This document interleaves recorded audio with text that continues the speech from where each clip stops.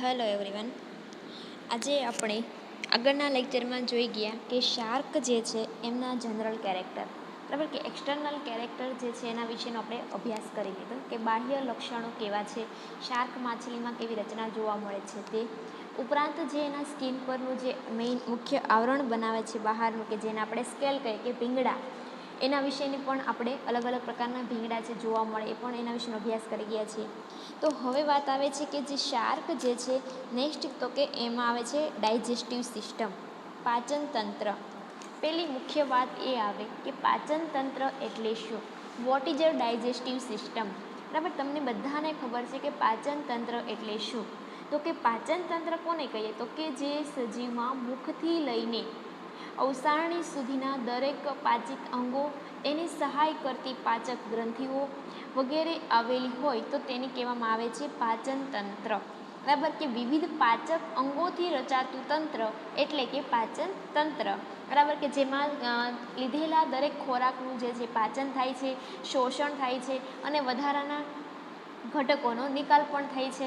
બરાબર, આવી જે રચના જે છે એને કહેવામાં આવે છે પાચન તંત્ર.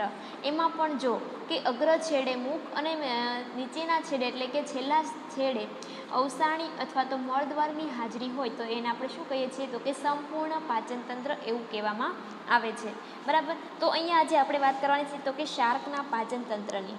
તો કે શાર્કનું જે પાચન તંત્ર જે છે એમાં કેવું, તો કે શાર્કના પાચન તંત્રમાં મેઇન વસ્તુ કે એની પાચન નળી એટલે કે મેઇન વસ્તુ એલિમેન્ટરી કેનાલ જેને કહીએ, અને એમાં ખુલતી જે વિવિધ પાચક ગ્રંથિઓ છે, ડાયજેસ્ટિવ ગ્લેન્ડ જે છે એનો સમાવેશ થાય છે સ્કોલેડોના પાચન તંત્રમાં.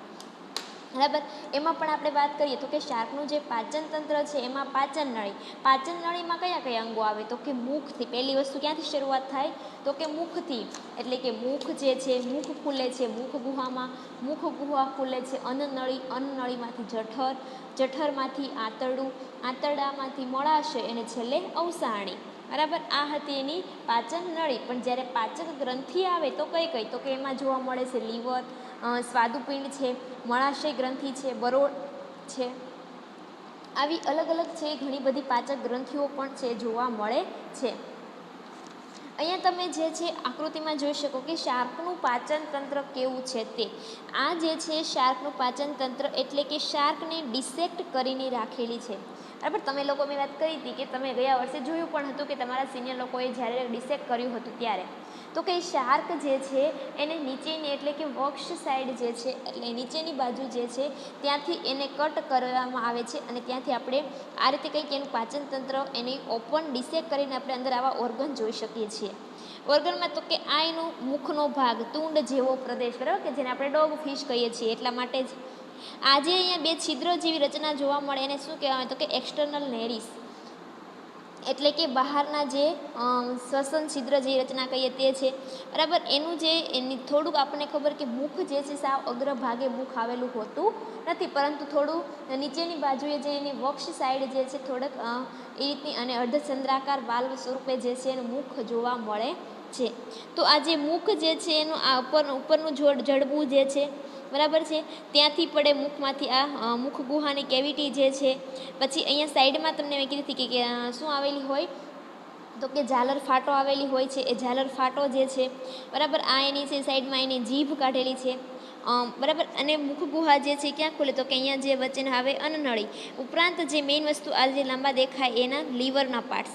લીવર જે છે એ પણ બે ભાગનું બનેલું હોય છે, એટલે કે ઉપરની સાઈડથી લીવર જોઈન્ટ હોય છે પણ એના બે ભાગ જોવા મળે. લીવર જે છે એના રાઈટ લોબમાં જે છે આપણને પિત્તાશય જોવા મળે છે. બરાબર છે, આગળ જઈએ છીએ એમ આવે છે તો કે મોટું જબર એનું સ્ટમક આવે છે. બરાબર, સ્ટમકમાં પણ આપણને ખબર કે બે પાર્ટ છે, પહેલો હૃદયગામી જઠર અને બીજો જે છે એને પાયલોરિક જઠર કહીએ છીએ. આ બે ભાગ એના આવે. જઠરની જે આંતરડાના આગળ આવે ત્યાં આગળ સ્વાદુપિંડની રચના જોવા મળે છે. પછી આવે છે ઇન્ટેસ્ટાઇનની વાત. બરાબર છે, નાનું આંતરડું જેને કહીએ છીએ. એના પણ અલગ અલગ ભાગ, પક્વાશય છે, શેષાંત્ર છે અને કોલોન છે. બરાબર. આ એનો મુખ્યનો 3 પાર્ટ્સ એના થઈ ગયા. ત્યાં પાચનમાંથી આવેલી આ જે છે રેક્ટલ ગ્લેન્ડ છે, ઉપરાંત સ્પ્લીન એટલે કે બરોળ જોવા મળે છે. વચ્ચેના ભાગે આપણને અહીંયા કિડનીની રચના જોવા મળે છે. બરાબર. એ સાઈડ ઉપરાંત જોઈએ તો કે ઓવિડક ફિમેલ જે છે એટલે અંડવાહિની જોવા મળે છે. અને છેલ્લે જે છે એનું કોણ એટલે કે એ ભાગ મળાશય અવસારણીનો ભાગ, અને એ સાઈડ બંને આવેલા એના પેલ્વિક ફિન નિતંબક છે. બરાબર. કંઈક તમે ડિસેક કરો છો તો કંઈક આ રીતની જે છે એ રચના જે છે એના ડિસેક્શન વખતે આપણે મતલબમાં જોઈ શકીએ છીએ કે શાર્કમાં આવી કંઈક રચના છે જોવા મળતી હોય છે.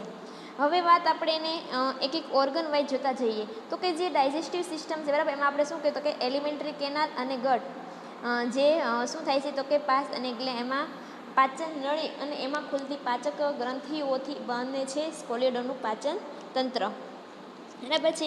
અહીંયા જે આકૃતિ દોરી છે તમારે એક્ઝામમાં પણ આ જ દોરવાની છે, જર્નલમાં પણ આ આકૃતિ એના લેબલિંગ સાથે ડ્રો કરવાની છે. એક્ઝામમાં તમને પૂછે કે શાર્કનું પાચન તંત્ર ડ્રો કરો, દોરો, તો તમારે આ રીતની કંઈક આકૃતિ દોરી અને આ રીતે કંઈક તમારે લેબલ કરવાના હોય છે. બરાબર. તો કે હવે આપણે જોતા જઈએ તો કે પહેલી વાત આવે એના મુખની રચના. તો કે જે શાર્ક જે છે, શાર્કનું મુખ કેવું તો કે જેના શીર્ષ પ્રદેશમાં વક્ષ બાજુએ આવેલું છે. બરાબર. આપણને ખબર કે ઉર્ધ્વ બીજ ચંદ્રાકાર એ કંઈક આ રીતનું બીજ મોઢું જે એ જોવા મળે છે એનું મુખ. આ જે મુખ જે છે એની મુખ ફાટ જે છે એની બાહ્ય સપાટી છે મેં કીધું કે ત્વચા વડે આ રીતની કંઈક આવૃત હોય છે. બરાબર. એમાં આપણને ગળીમય હોવાથી શું કહેવામાં આવે છે તો કે એને ઓષ્ઠ જેવી રચના સર્જાય છે. એટલે કે આ ઉર્ધ્વ ઓષ્ઠ અને નીચેનો જે છે અધ ઓષ્ઠ. બરાબર. કે જેને આપણે હોઠ જેવી રચના છે એવું કહી શકીએ છીએ. મુખની આ મુખ ગુહા જે ક્યાં ખુલે તો કે આવે મુખ ગુહામાં.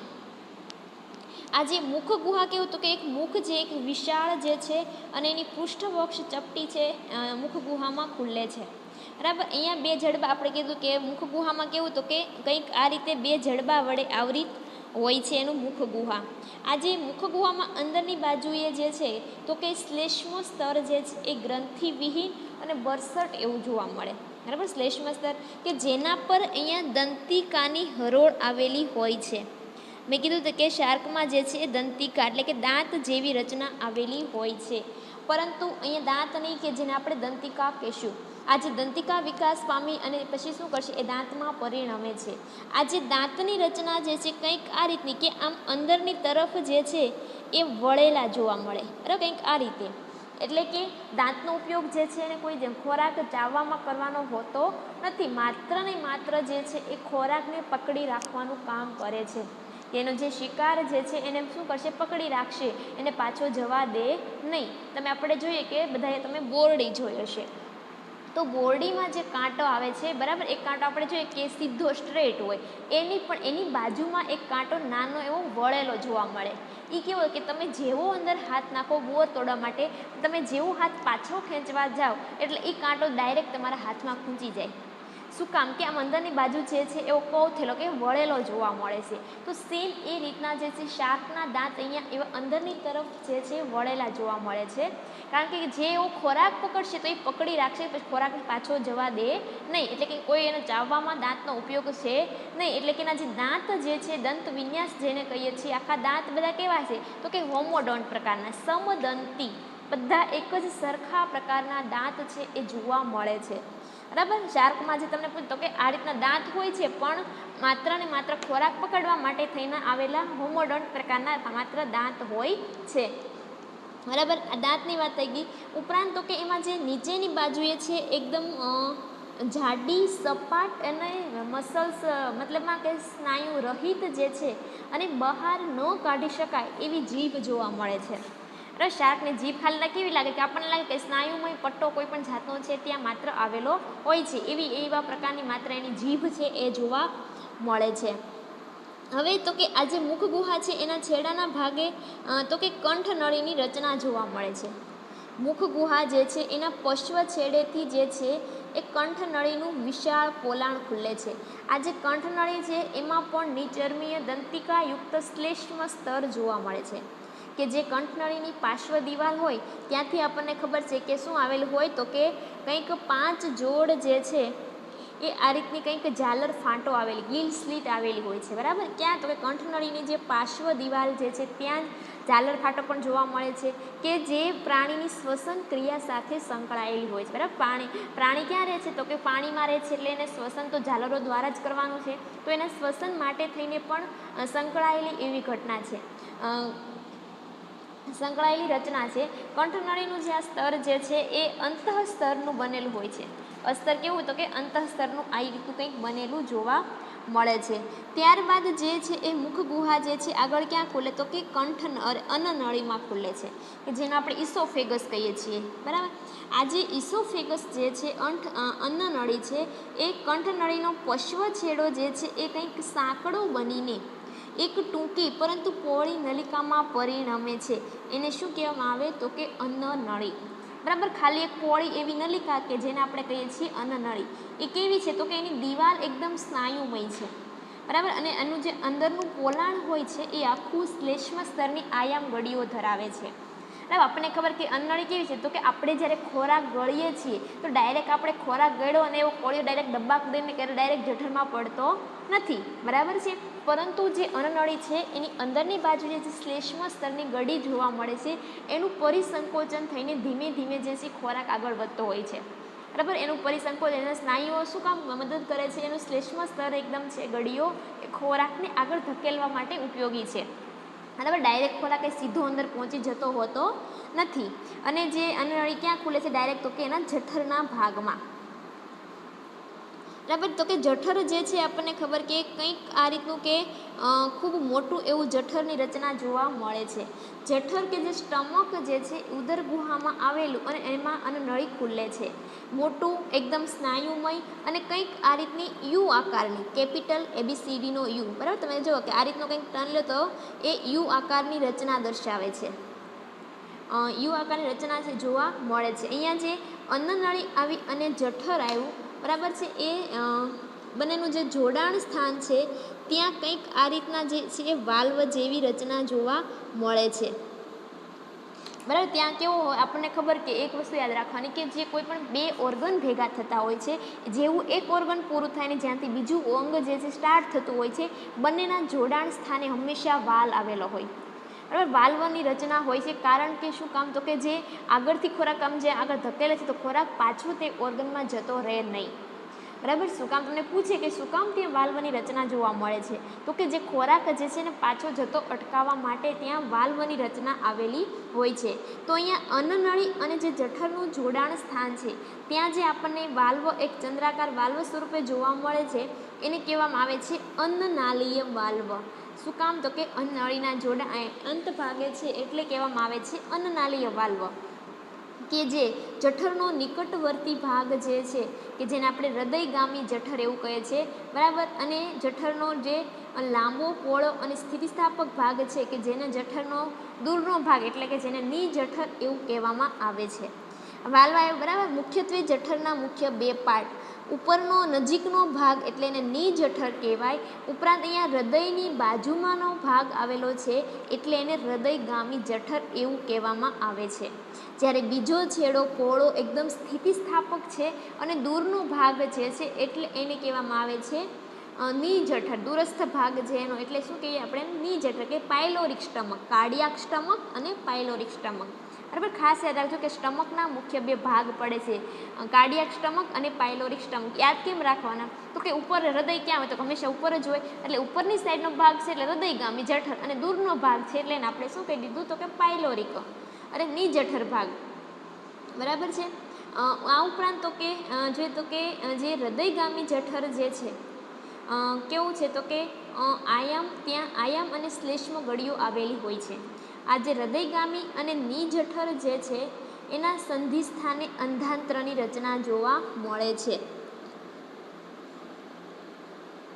બરાબર. ત્યાં એની રચના આવેલી હોય તો કે અંધાંત્રો જે છે એ આવેલા હોય છે. ઉપરાંત જે છે કે જેને આપણે બ્લાઇન્ડ સેક એવું પણ કહીએ છીએ, બરાબર. અંધ કોથળી એવું કંઈક કહીએ ને આપણે, કે ગુજરાતીમાં આપણે બ્લાઇન્ડ સેક એમ કહીએ છીએ, કંઈક આ અહીંયા રચના છે તે, બરાબર, કે જેને બ્લાઇન્ડ સેક કહેવામાં આવે છે. ઉપરાંત ત્યાં જે છે એક મુદ્રિકા વાલ્વ આવેલો પણ હોય કે જેને સ્ફિંક્ટર વાલ્વ પણ કહેવામાં આવે, મુદ્રિકા વાલ્વ. બરાબર, આ જે ની જઠરનો છેડો જે છે એ મજબૂત વર્તુળી સ્નાયુના પટ્ટાથી રચાતો ની જઠર વાલ્વ આવેલો હોય. બરાબર, જ્યાં ની જઠર પૂરું થાય છે, બરાબર છે, જેને આપણે પાયલોરિક સ્ટમક કહીએ. પાયલોરિક સ્ટમકનો જે અંત ભાગ જે છે ત્યાં પણ વાલ્વ જેવી રચના છે કે જેને શું કહેવામાં આવે છે તો કે પાયલોરિક વાલ્વ અથવા ની જઠર વાલ્વ પણ કહેવામાં આવે છે, કે જે આંત્રપુટિકામાં થઈને ક્યાં ખુલે તો કે આંતરડામાં ખુલે છે. બરાબર, પાયલોરિક સ્ટમક જે છે આંતરડામાં ખુલે છે ત્યાં પણ વાલ્વ આવેલો છે, એટલે એને શું કીધું તો કે પાયલોરિક વાલ્વ. અત્યાર સુધી આપણે કેટલા તો કે 3 વાલ્વ આવી. એક જો અન્નનળી અને જઠરને જોડતો અન્નનાલીય વાલ્વ. બરાબર, બીજો તો કે હૃદયગામી જઠર અને ની જઠર અને હૃદયગામી જઠર છે એ બંનેને જે ભાગ જે સંધિસ્થાનનો ભાગ છે ત્યાં વાલ્વ આવેલો, એટલે કે કયો થઈ ગયો તો કે મુદ્રિકા વાલ્વ. અને જે ની જઠર જે છે એનો અંત ભાગ કે આંતરડામાં ખુલવાનો ભાગ છે ત્યાં આવેલા વાલ્વને ની જઠર વાલ્વ એટલે કે પાયલોરિક વાલ્વ કહેવામાં આવે છે. બરાબર, આવી વાલ્વયુક્તની જઠરની જે છે એની રચના જોવા મળતી હોય છે. આપણને ખબર કે જે જઠરમાં જે છે મેઇન વસ્તુ કે ખોરાકનું પાચન ત્યાં થવાનું હોય છે. બરાબર, દરેક ખોરાકનું આપણે આગળ એના ખોરાકની ક્રિયામાં જોઈએ છીએ કઈ રીતનું પાચન થાય છે તે. બરાબર, તો કે હવે આ જઠરની વાત થઈ ગઈ. હવે આ જઠર જે છે એ ક્યાં ખુલશે તો કે એ આંતરડામાં ખુલે છે. બરાબર, આ જે જઠર જે છે આખું આ રીતનું લાંબુ જે છે એ આંતરડુમાં તો કે જે આંત્રપુટિકા હતી એના પછીનું આવતો જે પાચન નળીનો ભાગ છે એને આપણે આંતરડા તરીકે ઓળખીએ છીએ, કે જેનું મધ્ય ભાગ જે છે એ જઠર જેવો જ પોલાણ ધરાવે.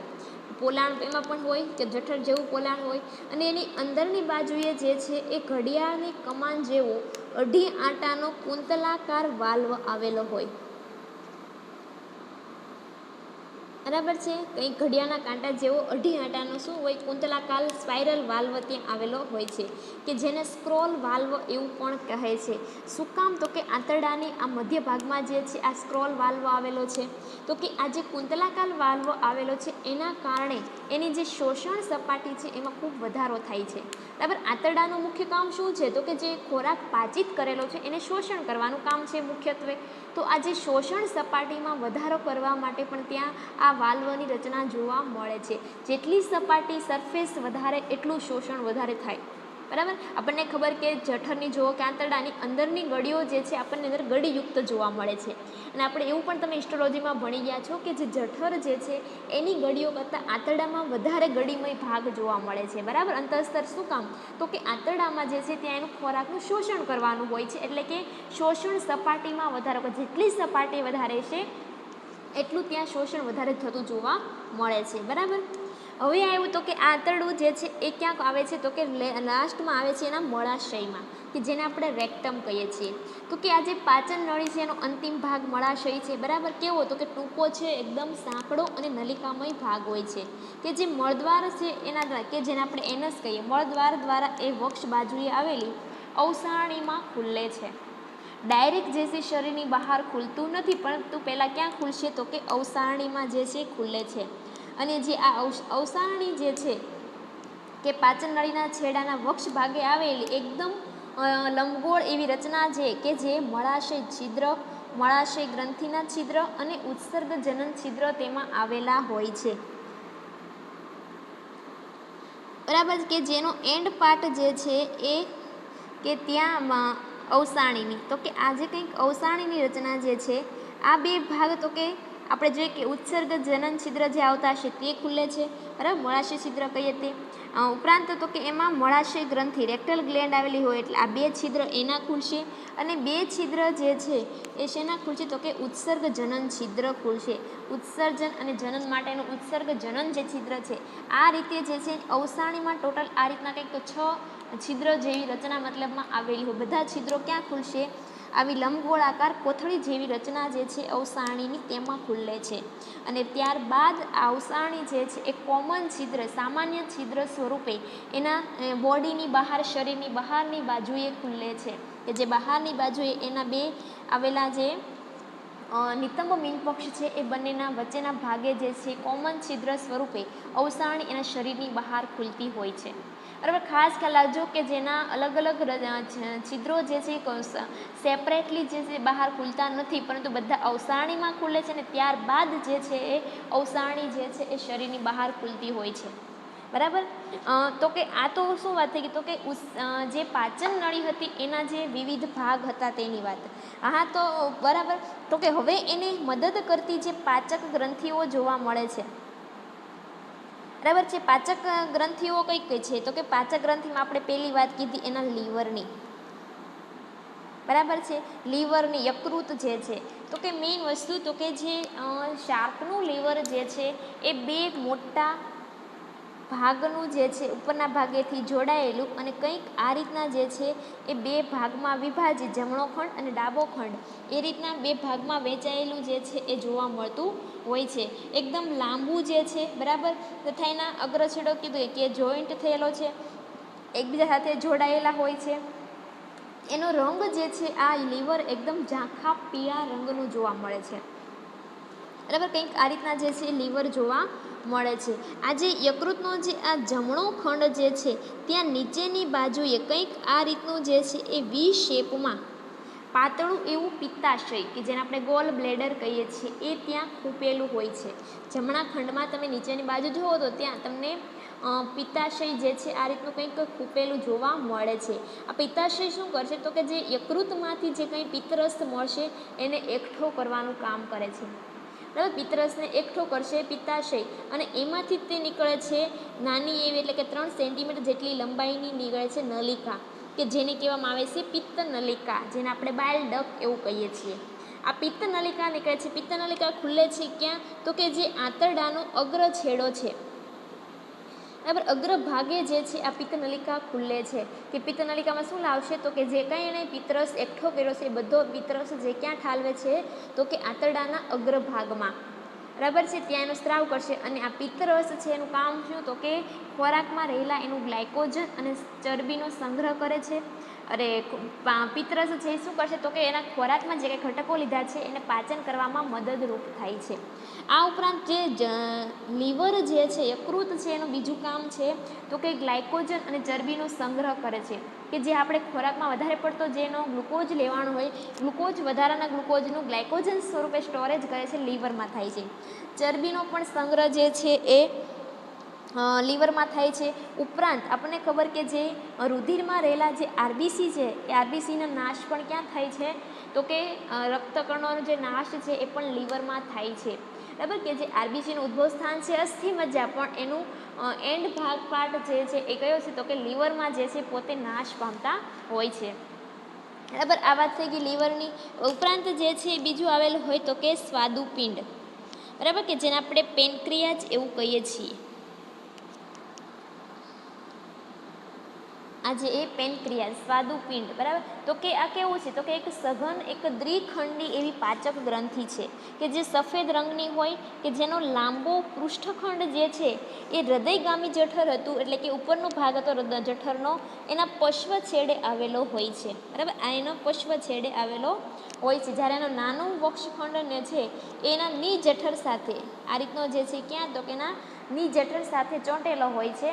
અને આ સ્વાદુપિંડમાંથી જે નલિકા નીકળે કે જેને આપણે સ્વાદુપિંડ નલિકા કહીએ, પેનક્રિયાટિક ડક્ટ. બરાબર, તેમાંથી પસાર થઈને એ આંતરડાના જે આ પાછો અગ્રભાગ છે ત્યાં ખુલે છે. એટલે કે શું થાય, તો કે જે આંતરડાનો ભાગ છે ત્યાં પિત્ત નલિકા અને આ સ્વાદુપિંડ નલિકાના છિદ્રો જે છે એ બંને એકબીજાની સામે સામે એ રીતે આવેલા હોય છે.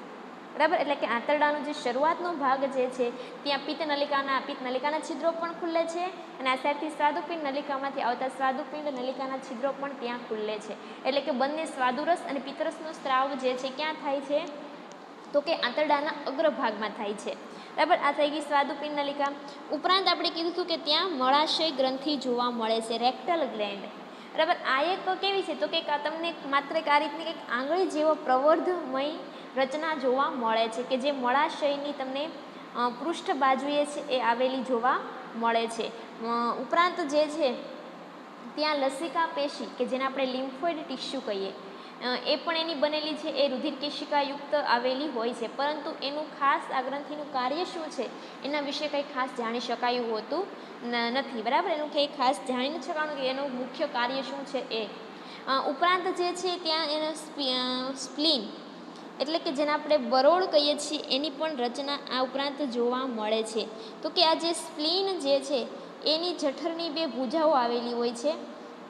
એમાંની આ જે મોટી ગ્રંથિનો સંબંધ છે એ પ્રત્યક્ષ રીતે પાચન નળી સાથે થતો નથી, માત્ર ત્યાં લસિકા કણો ઉત્પન્ન કરવાનું કામ કરે છે કે જેને આપણે લસિકા અંગ તરીકે બરોળને ઓળખીએ છીએ, બરાબર. એનો સીધો કોઈ મતલબમાં સંબંધ જે છે એ પાચન નલિકા સાથે હોતો નથી. તો આ રીતે જે છે આપણે શાકના પાચન તંત્રમાં પાચન નળી અને તેની સહાય કરતી સહાયક અંગો ગ્રંથિઓ વિશે ભણ્યા. પાચન નળીમાં ફરી વખત બોલું છું, ક્યાંથી શરૂઆત થાય તો કે મુખ છે, મુખ ગુહામાં અન્નનળી, જઠર, આંતરડું, મળાશય અને અવસારણી. પાચક ગ્રંથિ કઈ કઈ તો કે યકૃત છે, સ્વાદુપિંડ છે, મળાશય ગ્રંથિ અને બરોળ, બરાબર. ખાસ ખ્યાલ રાખજો કે આ છે એ પાચન તંત્રના એટલા અંગો અને સહાય કરતી ગ્રંથિઓ જે છે એ જોવા મળે છે, બરાબર છે. કારણ કે તમને ખબર જ્યારે કોઈ ક્વેશ્ચન આન્સર પૂછવામાં આવે ને ત્યારે ખાલી જસ્ટ એમ પૂછે કે તમે આખો પાચન માર્ગ ખાલી કન્ટિન્યુઅસલી બોલો, છતાં પણ એમાં લોકો તમે ભૂલ કરતા હોય છે સ્ટુડન્ટ કે એક પછી કયું ઓર્ગન આવે એને યાદ નથી હોતું. તો આવી ભૂલ ક્યારેય થવી જોઈએ નહીં, બરાબર છે. તો હવે જોઈએ તો કે આ તો આપણે ખાલી પાચન તંત્ર વિશેનો આપણે અભ્યાસ કર્યો, પરંતુ એમાં જેનો ખોરાક શું લે છે, ખોરાક લેવાના પછી એની પાચન ક્રિયા કેમ થાય છે, બરાબર. એટલે કે એમાંથી પાચન થયેલો ખોરાક પોષણ છે એ કઈ રીતે મેળવે છે, તો કે એની વાત કરીએ તો કે મેઇન વસ્તુ કે સ્પોલિયોડોન જે છે એના ખોરાક સ્પોલિયોડોન કેવી છે તો કે એકદમ શિકારી અને માંસાહારી પ્રાણી છે કે ખોરાકમાં બીજી અન્ય કોઈ માછલીઓ હોય, બરાબર, સાંઢ કે લોબસ્ટર જેને કહીએ, કરચલા છે, આ બધાનો જે છે એ ખોરાક તરીકે ઉપયોગ કરતી હોય છે. અને આપણે એ પણ જોયું કે એ ખોરાકને ચાવ્યા વગર જે છે એ એમને ગળી જાય છે, બરાબર. કંઈ દાંતથી એ ચાવતી નથી, દાંતથી માત્ર ખોરાક પકડે છે. એટલે આખો જે ખોરાક જે છે એને ચાવ્યા વગર શું કરશે, ગળી જાય છે.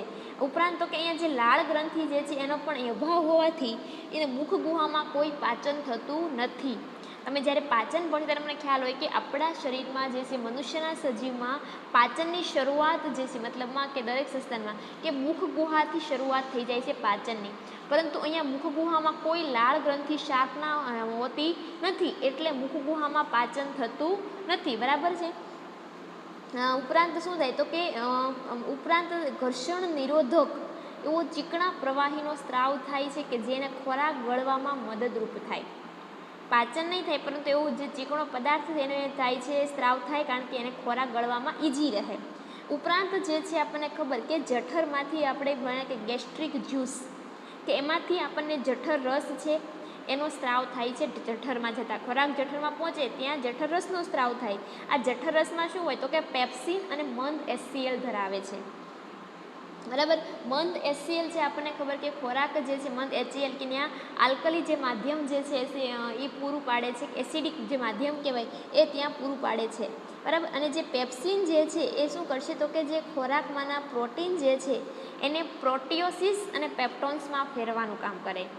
ખોરાકનું પ્રોટીનનું પાચન શેના દ્વારા તો કે પ્રોટીનનું પાચન છે એ પેપ્સિનની હાજરીમાં છે પ્રોટીયોસિસ અને પેપ્ટોન્સમાં ફેરવાય છે, બરાબર. ઉપરાંત એણે ખોરાકમાં કાંઈ જે પણ કાઇટીન લીધું છે તો કે કાઇટીનનું એનું પાચન થતું નથી. ઉપરાંત જે છે આંતરડામાં તો કે આંતરડામાં શું આવે તો કે બાઇલ જ્યુસ આવે છે, પિત્તરસ આવે છે, બરાબર. એ શું કરશે તો કે જે અર્ધપાચિત ખોરાક જે છે, બરાબર, કંઈ સંપૂર્ણપણે પાચન કંઈ જઠરમાં થઈ ગયું હશે નહીં, તો જે અર્ધપાચિત જે ખોરાક છે રહી ગયેલો છે ત્યાં એને અલ્કલીય માધ્યમ આલ્કલાઇન જે છે એ મીડિયમ પૂરું પાડે છે, આ જે પિત્તરસ આવ્યો હોય તે, બરાબર. કે જે નિજઠર અને જે સ્ક્રોલ વાલ્વ હતા એમાં પણ પાચક રસો ઉત્પન્ન થતા નથી, બરાબર. આ જે વાલ્વની રચના જે છે કયા નિજઠર અને જે સ્ક્રોલ વાલ્વ છે ત્યાં કોઈ ડાયજેસ્ટિવ જ્યુસ ઉત્પન્ન થતા નથી, પરંતુ સ્વાદુપિંડ જે છે એને ઉત્તેજિત કરવાનું કાર્ય કરે છે, બરાબર. આ જે વાલ્વની રચના હતી એ શું કરશે તો કે સ્વાદુપિંડને ઉત્તેજિત કરશે સ્વાદુ રસના સ્ત્રાવ માટે થઈને, અને જેવું સ્વાદુપિંડમાંથી જે સ્વાદુ રસ જે છે સ્ત્રાવ પામે છે એ શું કરશે તો કે જે આંતરડામાં જે ટ્રિપ્સિનોજન આવેલું છે, એમાઇલોપેપ્સિન છે, બરાબર, લાઇપેજ છે, એને ઠાલવે છે. એ બધાનું પાચન એટલે એ કોણ કરે તો કે ટ્રિપ્સિનોજન છે, આપણને ખબર એનું સક્રિય સ્વરૂપ કેવું છે તો કે ટ્રિપ્સિન છે કે જે પ્રોટીનનું પાચન કરે છે. એમાઇલોપેપ્સિન છે, બરાબર, એ સ્ટાર્ચનું પાચન કરશે અને લાઇપેજ છે કે જે ચરબીનું પાચન કરે છે, બરાબર. આ બધા જે છે ક્યાં આંતરડામાં એનું પાચન થાય છે. ઉપરાંત જે આંતરડામાં આવેલો જે કુંતલાકાલ વાલ્વ છે એ ખોરાકને શું કરશે તો કે અવરોધે છે. આંતરડામાં વાલ્વ છે ખોરાકને અવરોધે છે અને એનું મંદ ગતિએ વહન થવા દે છે. આગળ ખબર કે ખોરાક છે એ ધીમે ધીમે આગળ સતત પસાર થતો હોય છે તો કે એનું મંદ ગતિએ જે છે એ વહન થવા દે છે. આથી શું થાય તો કે એની વિસ્તૃત જે છે મેં તમને વાત કરી આગળ એમ કે શોષણ સપાટી છે એમાં ખૂબ વધારો થાય છે અને મહત્તમ એટલે કે વધારેમાં વધારે ખોરાકનું જે છે એ શોષણ થઈ જાય છે, બરાબર. અને ત્યારબાદ કે જે શોષાયેલા નથી કે જે વધારાના જે પોષક પદાર્થો છે એ બધા શું કરતો કે પરિવહન તંત્ર દ્વારા જે છે એ શરીરના મતલબમાં જે શોષાયેલા જે મતલબમાં પોષક પદાર્થ જે છે એ પરિવહન તંત્ર દ્વારા આખા શરીરમાં પહોંચે છે અને જે અપાચિત રહી ગયેલો ખોરાક જે છે, બરાબર, એ શું કરશે તો કે અવસાણી દ્વાર છે દ્વારા એ બહાર કાઢવામાં આવે છે, બરાબર. તો કે આ રીતે જે છે દરેક જે કંઈ ખોરાક લીધો છે એ મહત્તમ વન છે, વધારે એનું પાચન થઈ જાય અને જેટલું પણ બને વધારે એનું શોષણ થઈ જાય છે. ક્યાં થાય શોષણ તો કે આંતરડામાં શોષણ કરે છે અને જે પણ પછી અપાચિત રહી ગયેલો ખોરાક છે એ બધો પછી શું થશે તો કે અવસાણી દ્વારા છે એ શરીરની બહાર કાઢી નાખે છે, બરાબર. તો કે આ રીતે જે કંઈ શાર્કનું પાચન તંત્ર છે એ આપણને જોવા મળે છે કે શાર્કના પાચન તંત્રમાં પાચન નળી, એની ગ્રંથિઓ કે જે દરેક ખોરાકનું પાચન કરે છે, બરાબર છે.